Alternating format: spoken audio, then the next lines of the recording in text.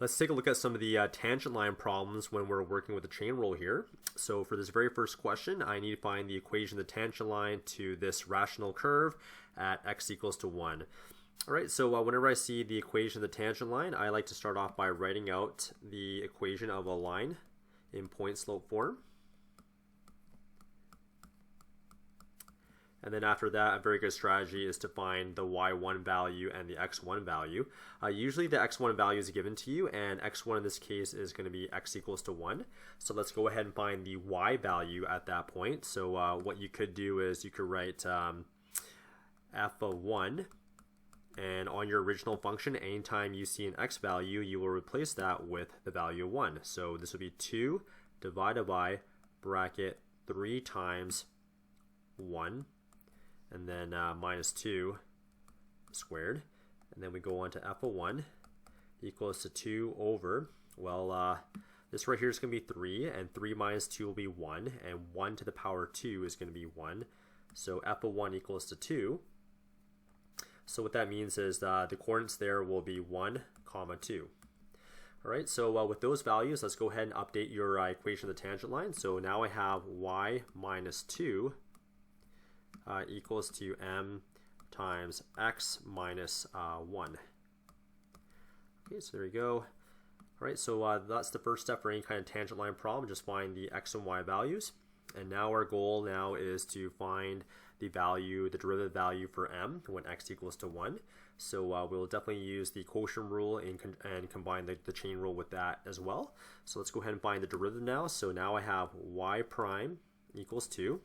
Well, using the quotient rule, the derivative of the top is going to be 0, right? So the derivative of 2 is going to be 0. And then if you want, we can multiply that with the bottom, which is 3x minus 2 all squared. And then the quotient rule states that you need to have a minus sign. And then you times by the top, which is just a single 2. And then you times by the derivative of the denominator. And this is where the chain rule will come into play here. So if I times by the derivative there, the 2 comes in front, it's 2 bracket, then everything remains the same. And then I guess the exponent will be 1. And then you need to multiply by the derivative of the inside, and the derivative of the inside is simply going to be 3. Okay, and then we close the bracket, and then we divide by everything in the bottom. So all of this is being squared, like that. Okay, so let's go ahead and simplify this now. Well, I know that 0 times anything is going to be 0, so this will be y prime equals to 0 minus, and then I have a 2, a 2, and a 3. So if I multiply those blue numbers, I will get a value of 12, so 12, and then bracket on to 3x minus 2, close the bracket, all divided by, and on the denominator here, we can just multiply the 2's together, the exponents, and I get 3x minus 2 all to the power of 4. Okay, so this is looking pretty good here. What I see next is, well, I see that this 3x minus 2, and there's one of those, and I can definitely cancel off one of the 4's there. So let's go ahead and simplify that now. So I have negative 12. All divided by, so what's going to happen mathematically is that this and that will change to a 3. So now you have 3x minus 2 to the power of 3, and you have y prime equals to all of that. Okay, so that's a simplified version of the derivative. And now what you have to do is, remember, you need to evaluate the derivative when x equals to 1, right? So what we're going to do now is we'll call this f prime of 1 now. And anytime you see an x, you replace that with the positive 1, right? So negative 12, all divided by bracket 3, and then times the 1, and then minus the 2, all to the power of 3. Okay, and if we do that, we get negative 12 on the numerator. And on the bottom here, a little bit of mental math here, right? So 3 times 1 is 3, and 3 minus 2 is going to be 1. And then 1 to the power 3 will be 1, right? So negative 12 divided by 1 is going to be negative 12. Okay, so our derivative value is going to be negative 12 when x equals to 1. And then finally, we just go back up to our equation, the tangent line here, and our final answer will be, I'll put this all in blue now, it'll be y minus 2 equals to negative 12 bracket x minus 1. So that right there is the equation of the tangent line for this particular problem. Okay, so what we're going to do now is, before we go on to the next question here, I do want to provide a simple sketch of this graph here. So if you went on to Desmos and if you were to graph this, the red function here represents the original equation. So I have y equals to 2 divided by bracket 3x minus 2 all squared. So that represents the red graph, which is the original equation. And our tangent line is the equation y minus 2 equals to negative 12 bracket x minus 1.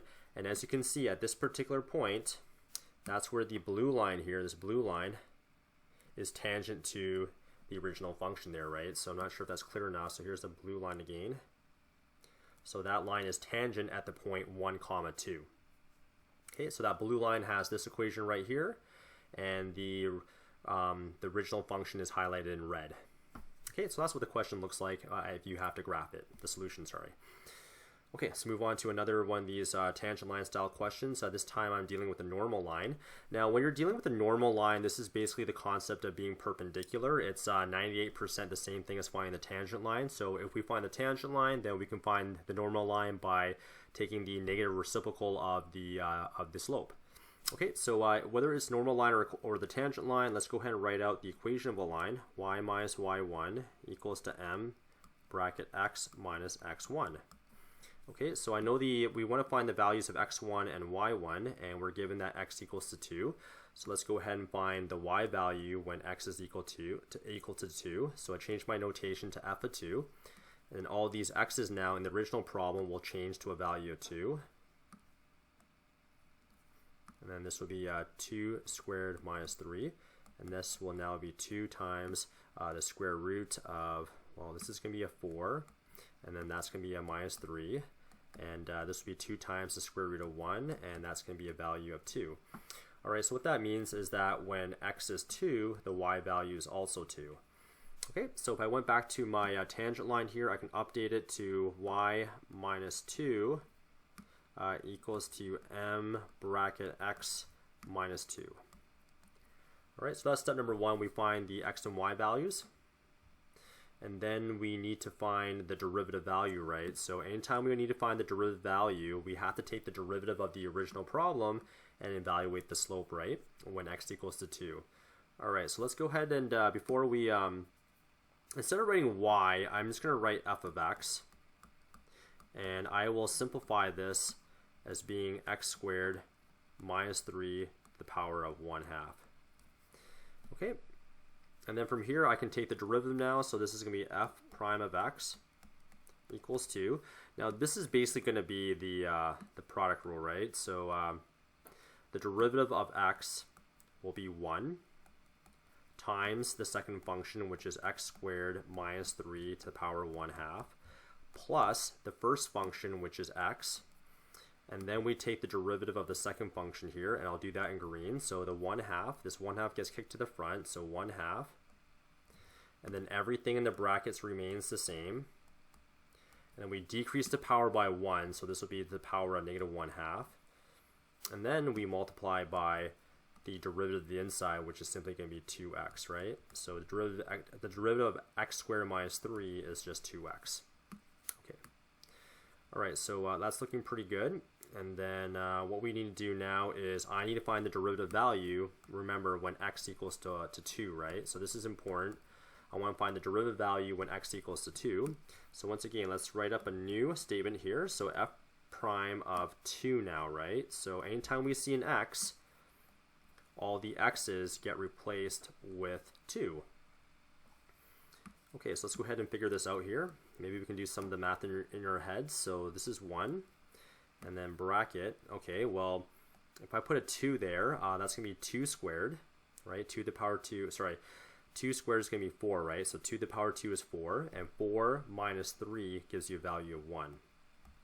All right, so that's going to be 1, all raised to the power of 1/2. So we're just trying to do some of the mental math in our head here. And then this x gets replaced with a 2. And then I times this by 1/2. And then if I replace this with a 2, that's going to be 2 squared, which is 4, and 4 minus 3 is going to be a 1. And that gets raised to the power of negative 1/2. And then finally at the very end here, if I put a 2 here, 2 times 2 is going to be 4. Okay. This is looking pretty good now. Now, one key thing that students need to know is that 1 to the power of anything, so there's a 1 to the power of anything, is always going to be 1. Alright, so 1 to the power of anything is going to be 1. So if I continue here, I have 1 times 1, which is going to be 1, plus, well, this 2 and that 1/2 cancels off, and then this part here is equal to 1, and then 1 times 4 is simply going to be 4. So we have 1 plus 4, and then we have a slope value of 5. Okay, so that wasn't too bad, so we just do the mental math in our head there, and we should get a derivative value of 5 when x equals to 2. Okay, so going back to my tangent line now here, so if I had to write the equation of the tangent line, that would be this. That's the equation of the tangent line. But this question wants the equation of the normal line, right? So the equation of the normal line is like 98% the same thing. But instead of writing 5, we would write the opposite reciprocal, which is negative 1/5. So this right here is the equation of the normal line. Okay, let's just go ahead and see if we can graph the results here. And I have this little graph right here. And just one sec, what color did I use here? I used green, I guess. Okay, so the equation of the black line is actually going to be the normal line here, which is y minus 2 equals to negative 1/5, and then bracket x minus 2, right? So that's the equation of the normal line, which is highlighted in black. And I would say that the original graph, which is in purple here, the original graph is actually, sorry, it's kind of hard for me to write this out, so maybe I'll put it in the corner here, or y equals to x times the square root of x squared minus 3. That's the purple graph, and the red line is essentially the tangent line here, right? That's the tangent line, so this is the tangent. This tangent because it intersects right here at 2, 2. So the tangent line has the equation y minus 2 equals to 5 bracket x minus 2. Alright, so basically here's the normal line, which is I'm highlighting in yellow here, and the original function is this green line, which I'm trying to highlight there, right? So there's basically we're trying to say that there's a perpendicular box right there, giving you that normal line characteristic right there. So that's the answer, the visual answer for that particular question there. All right, so once again, this was the tangent line. We didn't need to have the tangent line, but having the tangent line sometimes might help you to see the different graphs all together there. Okay, yeah, I guess the tangent line looks like this. It's tangent at that particular point. Okay, let's move on to the last question in this homework video guide. So a little bit of algebra to do in this final question here. At what points does the function y equals to 1/2x plus 1 all squared have a tangent line that's parallel to this line? All right, so we're looking for points this time, not an equation of a tangent line. And we do know that this function must have a tangent line that's parallel to this particular equation over here. Okay, so this question is related to slopes here. So what we need to do first is I need to find the slope of this linear function over there at the very end. So that equation is x plus 2y. I'm going to rewrite it. And then if I isolate for y, I get 2y equals to negative x plus 6. And if I divide both sides of the equation by 2, the equation of the line is y equals to negative 1/2, and then x, and then plus 3. So this is the equation of the linear line at the very end, and this is important because from here we can tell that the slope is equal to negative 1/2. Okay, that's going to be very important for this particular question. Okay, so we want to make sure that our function here has a tangent line that's parallel to that linear line. So when I take the derivative of the original function here, in order for this function to have a tangent line that's parallel to the linear line, the slopes must be equal, right? So when I take the derivative of that top function, that slope must be equal to negative 1/2 in order to be parallel. Okay, so that's the idea. Let's go ahead and execute the derivative now. So I will write y prime in the corner here. And let's just use the quotient rule here. So the derivative of 1 is going to be 0 times, actually, you know what, I need a little bit more space here, so I'll write y prime equals 2. So the derivative of 1 is going to be 0, and if you want, we can multiply it with the denominator, which is 2x plus 1 all squared. Quotient rule states that you need a minus the top, which is 1, and then we need to find the derivative of the denominator there. So this is where we're going to use the chain rule, right? So the 2 comes out in front, and then everything in the brackets remains the same. The power is going to be 1, and then you multiply by the derivative of that, which is going to be 2. Okay, and what I'll do here is I'll just erase all this now. And then we divide this whole thing by the denominator. And the denominator is all being squared. Okay. All right, so let's go ahead and simplify this. I have 0 times that, which is going to be 0, minus, and then I have a 1, a 2, and a 2. So if I multiply that out together, I will get a 4. And then I have a 2x plus 1. And then on the denominator here, I have 2x plus 1. And if I multiply the powers here, 2 times 2 is going to be a 4. Okay. And if I keep on simplifying here, I notice that this binomial can cancel off with one of the binomials on the bottom there. So mathematically what's happening is that this will go away, and then this will become a 3. So now I have y prime equals 2, negative 4, all divided by bracket 2x plus 1 to the power of 3. Okay. That's great. And then finally, I have this y prime, and we know that y prime has to equal to negative 1/2 in order for the functions to be parallel. Now, I'm going to cheat a little bit here, and I will put an equal sign over here, and I will make this equal to negative 1/2. And then I'll erase this, and now I can solve this equation here. Okay, step number 1 is that I see that there's a negative sign here and a negative sign there. If you have a negative sign on both sides of the equation, you can kind of cancel them off, and then both sides will be positive. Okay, and now I'm going to do a crisscross technique where this 2 on the denominator, I can just crisscross and multiply with the 4. So 4 times 2 is going to be 8. And then I can take this denominator here, and I can crisscross that and multiply it with the 1. So 1 times all of that is going to be 2x plus 1 to the power of 3. Okay, now in order to get rid of this 3, I need to cube root both sides. The cube root of 8 is going to be 2, and then on the right hand side I simply have just 2x plus 1, and now I'm solving a simple linear equation. So 2x would equal to 1, and x would equal to 1/2. Alright, so one of the x values will be 1/2.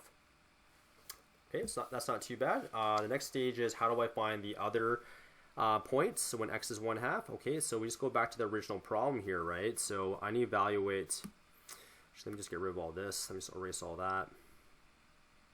So if I go back to the original problem here, if I evaluate f of 1/2, basically what that means is I just multiply all the x's by 1/2. And just think about this. What's 2 times 1/2? 2 times 1/2 is going to be 1, and then plus 1 all squared. So 1 over 2 squared, and that'll be equal to 1 over 4. Okay, so when I go back to my original, my coordinates now, the points are going to be 1/2 and 1 over 4. Okay, so that's it for the solution for that particular question there, and maybe what we can do now is we can, actually let me see if we can graph this here. Okay, so let's put this graph here together. Okay, so what we're trying to say here is that the original function is going to be in green. So the original function has the equation 1 over bracket 2x plus 1 all squared. So that's the equation of the green graph, which is the original graph. Okay, and then the equation, the purple line is actually that linear line that was given to us at the start of the equation, which is x plus 2y equals to 6. And I'll say that this line has a slope equal to what, negative 1/2. And then what we found in class was that, what we found here was this point right here, right? That point right there is parallel to that purple tangent line, right? So if I had to draw another tangent line, just bear with me right here. What we're trying to say is that if there was a tangent line going through that point, what we're trying to say here is that this line highlighted in yellow would have a slope of -1/2 and is parallel to this line above. All right, and the only point where this this second tangent line here, the line on the bottom, intersects the original function is at the point, this point right here, which is really 1/2 and 1/4, right? So 0.5 and 0.25. Okay, so hopefully that visual diagram there, hopefully that visual graph there helps you understand what we just found. We just found those coordinates 1/2 and 1/4 because if a tangent line goes through those points, that's going to be parallel to that other linear line that's just above. Okay, so that concludes this homework video guide.